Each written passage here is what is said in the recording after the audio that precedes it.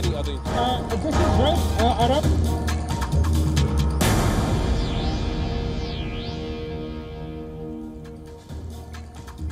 Hello and welcome to WION Live Broadcast. I'm Simon Marks in Washington, D.C. and in this bulletin, I'll be bringing you updates on stories developing around the world. US President Joe Biden is at the pivotal NATO Summit, aiming to restore America's bond shaken by its former president Donald Trump. From climate change to cyber attacks and to China and Russia. We'll get a live report from Brussels and find out what's dominating the NATO Summit agenda. But first, let's take a look at the other top headlines.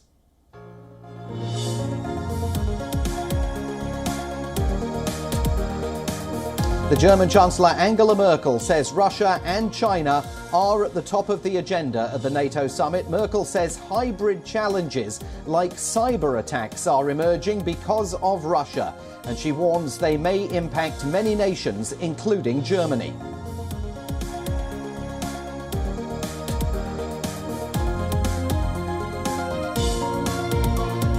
The Russian President Vladimir Putin responds to US President Joe Biden and German Chancellor Angela Merkel, who have termed Russia as a new challenge for NATO. Putin says it's farcical to suggest that Russia has been involved in cyber attacks.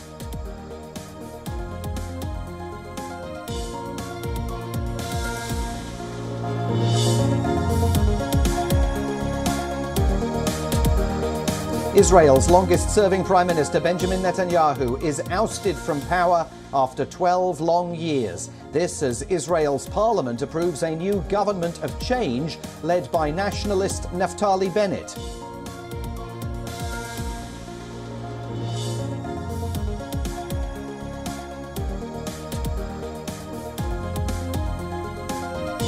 Yair Lapid takes over as Israel's new foreign minister in the Bennett-led coalition government. Lapid, who is set to take over as prime minister after 2 years per the terms of the coalition deal, says he will focus on improving relations with the Democrats in the USA.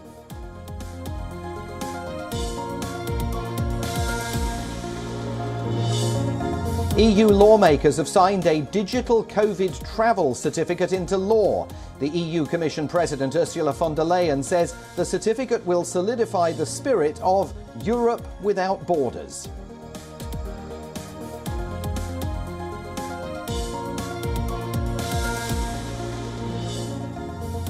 And a French nuclear firm is sounding an alert over a nuclear plant it partly operates in southern China. EDM says it is aiming to fix performance issues linked to a buildup of gases. The IAEA says no radiological incident has been noted so far.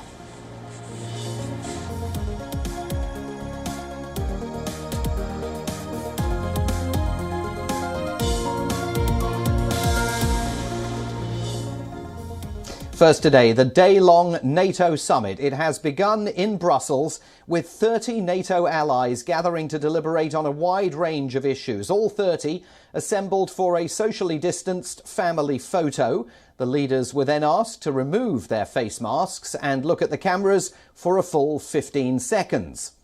After the photo was taken, the group watched a futuristic screen in the centre of the room. It lit up with a video touting the alliance, and the clip was accompanied by soaring and stirring music. The leaders were then told to put their face masks back on as they headed for the summit itself. The summit is expected to see President Biden mark a resumption of the United States playing a leading role in NATO. He will be taking centre stage at the alliance's first leaders' summit since the COVID-19 pandemic began. Ahead of the NATO summit, President Biden held a short bilateral with the NATO Secretary-General Jens Stoltenberg. Italian Prime Minister Mario Draghi said that the NATO summit is in essence a continuation of the G7 summit that wrapped up in Cornwall over the weekend and is part of the process to rebuild US-led alliances that were weakened by the Trump administration. This summit is a continuation of yesterday's G7 and is part of the process of reaffirming, of rebuilding the fundamental alliances of the United States that had been weakened by the previous administration. To think that President Biden's first visit to Europe and try to remember where President Trump's first visit was. We are here for the reaffirmation of these alliances, but also for the reaffirmation of the importance of the European Union in all of this. A stronger European Union means a stronger NATO. Goodbye and good luck. French President Emmanuel Macron, Turkish President Recep Tayyip Erdogan, German Chancellor Angela Merkel, Canadian Prime Minister Justin Trudeau. They are all among the allies who were welcomed by the NATO Secretary-General. A day after the group of 7 nations issued a statement on human rights in China, NATO leaders are also expected to brand China as a security risk to the Western alliance. However, in his opening remarks, NATO Secretary-General Jens Stoltenberg said that there was no new Cold War with Beijing. We are not entering a new Cold War, and China is not our adversary, not our enemy, but we need to address together as an alliance the challenges that the rise of China poses to our security. NATO is the strongest, the most successful alliance in history. We have proven again and again that we're able to change when the world is changing. Over the last years, we have implemented the biggest adaptation of NATO since the end of the Cold War. We will continue to adapt with the decisions we are making today. So let's get a live update now from FSN's Europe correspondent Lucy Hoff, who is joining us from Brussels. And Lucy, President Biden, in his first comments as he arrived at that NATO summit meeting, really appeared to offer music, I think, to NATO's ears, didn't he? He certainly did, Simon, and I think it's safe to say even his mere presence will be a source of relief to European leaders after those tumultuous 4 years under former President Trump. Joe Biden today has spoken of the US's sacred obligation to NATO allies, including European nations as well as Canada, and talking of really wanting to strengthen the alliance, boosting its defence capabilities and focusing on that new strategy for the next 10 years, the threats from cyber terrorism, from climate change, as well as developing threats from Russia and China. You mentioned there that we are expecting a much stronger line on Beijing in this final communique after the leaders' meeting this afternoon. So, I mean, this will be music to EU leaders' ears. We've had a series of gushing statements from EU leaders as they arrived today. A really reassuring message from Joe Biden, who has been seeking to reassure allies that America is back, that a dependable ally is once again back in the room, particularly when it comes to Russia. President Biden, of course, due to sit down with Vladimir Putin on Wednesday for talks in Geneva, and the discussions over the course of today will very much inform those conversations, particularly in light of that biggest build-up of Russian troops at the Ukrainian border since 2015. There was a message from the NATO's chief Jens Stoltenberg that relations with Russia are now at their lowest ebb. So many areas of cooperation, a key new strategy to be outlined in terms of how NATO should boost its defence capabilities, respond to those geopolitical threats, and look to the long term in terms of looking at transatlantic issues such as cybersecurity and climate change. And Lucy, as they get down to the nitty-gritty, I mean, we saw at the G7 over the weekend some pushback and disagreement from some G7 leaders over the vehemence of the language to use in the communique about China. How ready is NATO and America's NATO allies to get behind a strongly worded approach towards China coming out of this meeting? Well, you're right, Simon. I mean, we know, for example, Germany is amongst those EU nations that are keen not to sever economic ties with Beijing or risk them, given the importance of EU-China trade to this region's economy. So whilst there was that very strongly worded statement issued in the wake of the G7 summit in Cornwall, criticising China's human rights abuses, forced labour in Xinjiang. Whether or not that translates to a shift in policy of security and defence, that may be something that comes into some question over the course of the discussions in the coming hours. I mean, notably, Angela Merkel, German Chancellor, didn't go into much detail when she entered today's meeting in terms of being pressed on the issue of China. Again, UK Prime Minister Boris Johnson said there was no need for a new Cold War with China, that there were many areas in which there could be some cooperation, such as climate change, such as technology. So it may be the case that that statement comes under some negotiation. Joe Biden, we know, would like the alliance to take a slightly more hardline position than perhaps some here in Europe are willing to. But nonetheless, we are expecting China to be identified as a systemic partner with which there are some areas of cooperation, but also one who faces some threat, particularly when it comes to cyber terrorism. There was a note from Stoltenberg today saying that this was not about NATO going to China, it was about China increasingly encroaching in Europe and the need for Europe to adapt to that and to respond accordingly by boosting its technical capabilities, by modernising its equipment, the technologies available to it, in order to respond to that threat. OK, Lucy, we'll get a sense of it in a few hours' time. That is Lucy Hoff, live in Brussels, covering the NATO summit for us today. Thanks very much for that update.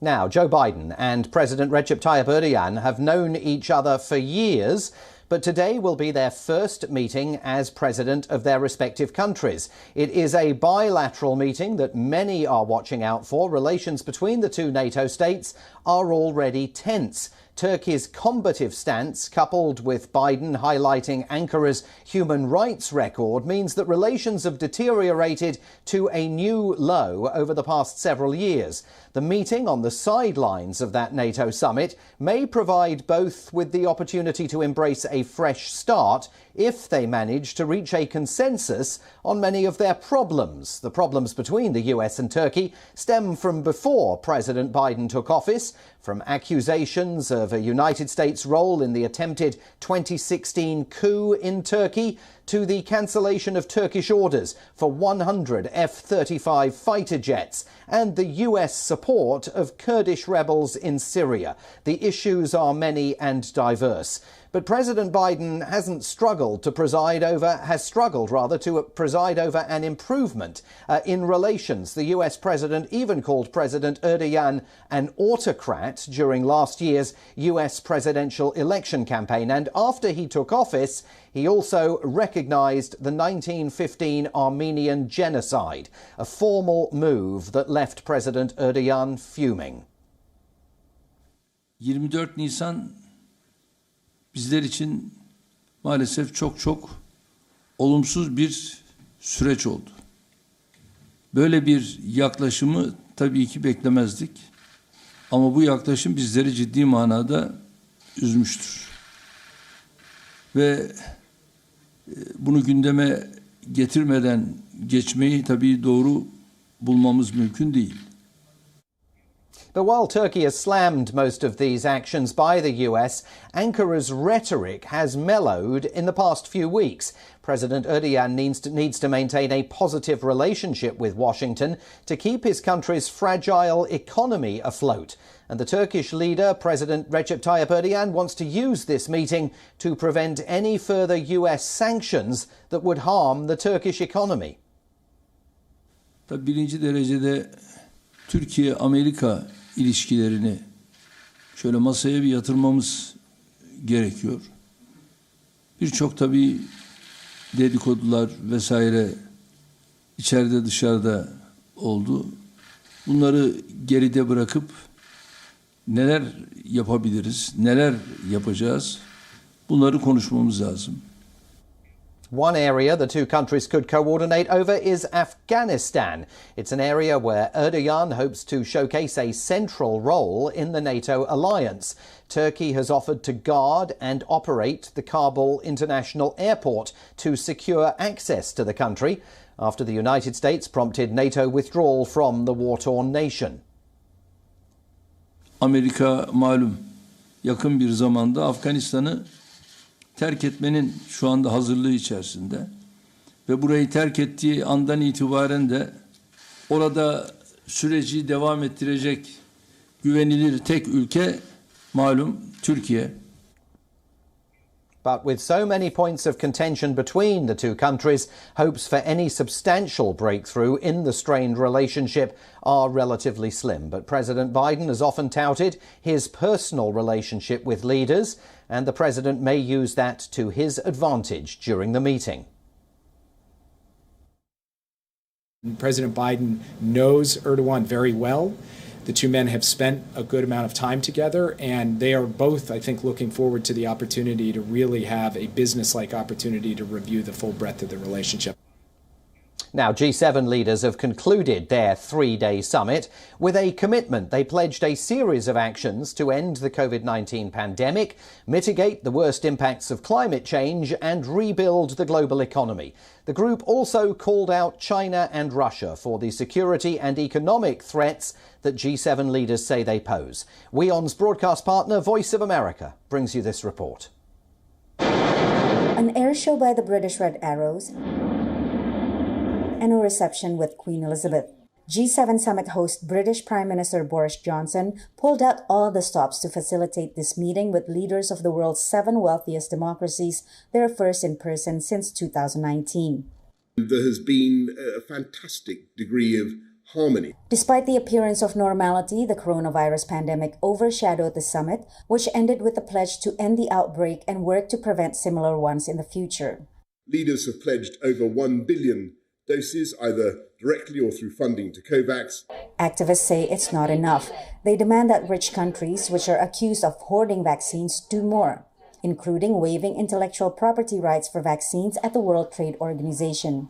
U.S. President Joe Biden and French President Emmanuel Macron support the waiver, but the rest of the G7 opposes it. We know that donations are not going to get us out of this crisis. What we needed to see was the G7 leaders coming together and to commit to lift the patents on these vaccines and share the recipes so that developing countries can make these vaccines for themselves. China, which is not a G7 member, was a focus of the talks. President Biden pushed leaders to call out Beijing's forced labor practices and unwillingness to play by international trade rules. The group announced a U.S.-sponsored infrastructure financing mechanism for low- and middle-income countries called Build Back Better World to rival China's Belt and Road Initiative, the global infrastructure strategy central to Beijing's foreign policy. We think that there's a much more equitable way to provide for the needs of countries around the world. And so it's a values-driven, high-standard, transparent financing mechanism we're going to provide. China hit back by saying that the days when global decisions were dictated by a small group of countries are long gone. Russia, kicked out of the G8 in 2014 following Moscow's annexation of Crimea, was also called out for its destabilizing behavior, including cyber attacks and chemical weapons use against individuals opposed to Russian President Vladimir Putin. Autocrats have enormous power. They don't have to answer to a public. On climate change, leaders committed to meet an overdue spending pledge of $100 billion a year to help developing countries cope with global warming.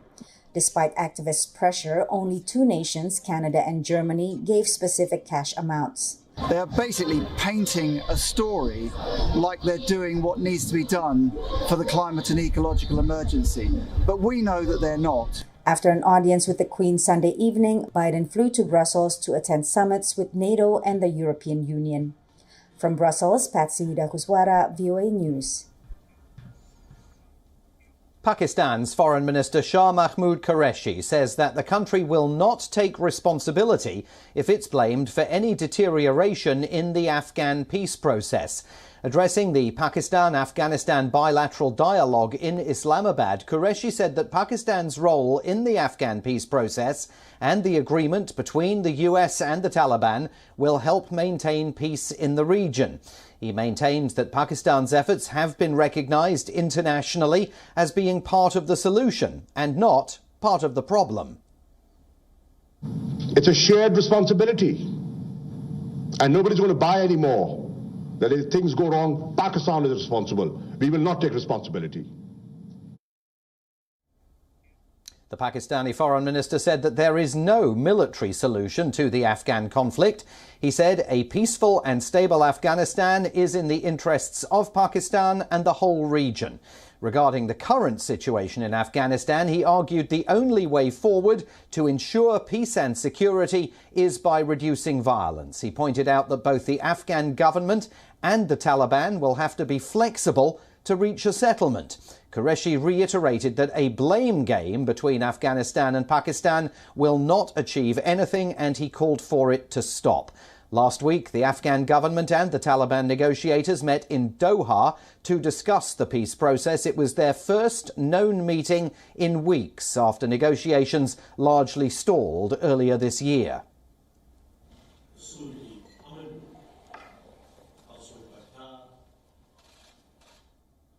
WION's Pakistan Bureau Chief Anas Malik has sent us this report.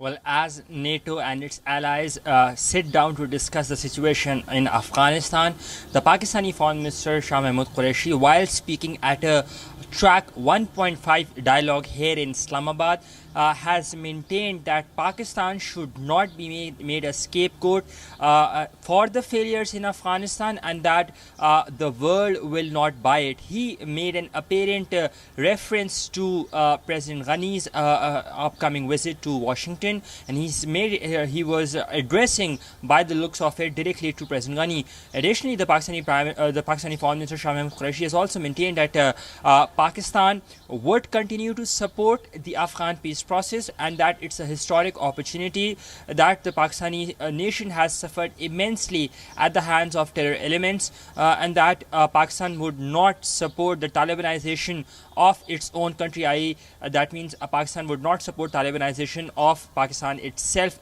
of its own territory. Quite strong comments that have been made. Additionally, there were comments made on the conduct of Afghan National Security Advisor Hamdullah Mohib as well, and the Pakistani Foreign Minister has expressed reservations on the statements that are made time and again from the office of Afghan VP, that is Amrullah Saleh, and Hamdullah Mohib as well. Anas Malik in Islamabad, Pakistan, for WION. Now, in Malaysia, a mystery skin disease has struck white-tip reef sharks. Back in April, pictures of these distinctive white-tip sharks with what appeared to be spots and lesions on their heads went viral. As we hear in this report, investigation and research is now underway. These are Malaysia's white-tip sharks, named after the distinctive white tips on their fins. A popular attraction for divers, these sharks are typically found resting in schools around reefs. But now a mystery disease has marked them. During our encounter with the afflicted sharks, we sighted white spotted lesions on top of their head, where most of them had one spot, while several others had more spots. And in some individuals, we noticed that there were dark markings which looked like scars, either on their heads or on their bodies. Back in April, an underwater photographer took a picture of a shark with what appeared to be lesions on its head. Soon, this image went viral on social media. Soon after, experts and divers began seeing the disease in every group of sharks that they encountered. Alarmed by these sightings, marine biologists are now investigating this mystery disease. In a bid to find the cause, a research team found that the sea surface temperature in Sipadan had risen a degree higher in May than in 1985. 29.5 degrees Celsius, that is. Not just that, sightings coincide with reports of coral bleaching in the area, according to a professor in aquatic veterinary studies with University Putra, Malaysia. We can almost certainly paint the warming oceans as having a role in what we are seeing with the sickly sharks in Sipadan. And for Sipadan case, this is more so in the absence of any clear direct human factors which we are aware of. Because for instance, as Sipadan is a fully marine protected area, any form of fishing is prohibited. And thus, we can rule out the possibilities that the lesions seen in the shark were sustained from fishing activities. A team that was sent earlier was unable to retrieve any samples for testing. Another attempt is now planned for July. Early reports do suggest that rising sea temperatures could be to blame here. Looking at the changes in temperatures, coral bleaching, and so on, I mean, we cannot ignore that things are happening there. Changes are happening there due to higher temperatures. And of course, we also understand our Earth is increasing in temperatures by 1 or 2 degrees Celsius in a decade and so on. So these things are real. Whether people believe it is an issue or not, climate change and its effects are very real, and the white-tipped sharks are its latest victim. Bureau Report, WION, World is One.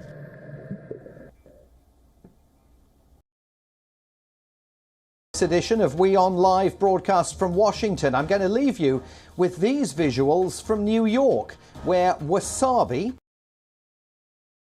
won the Best in Show at the Westminster Dog Show, a show held annually since the year 1876. Save the energy and where to expend it. Okay.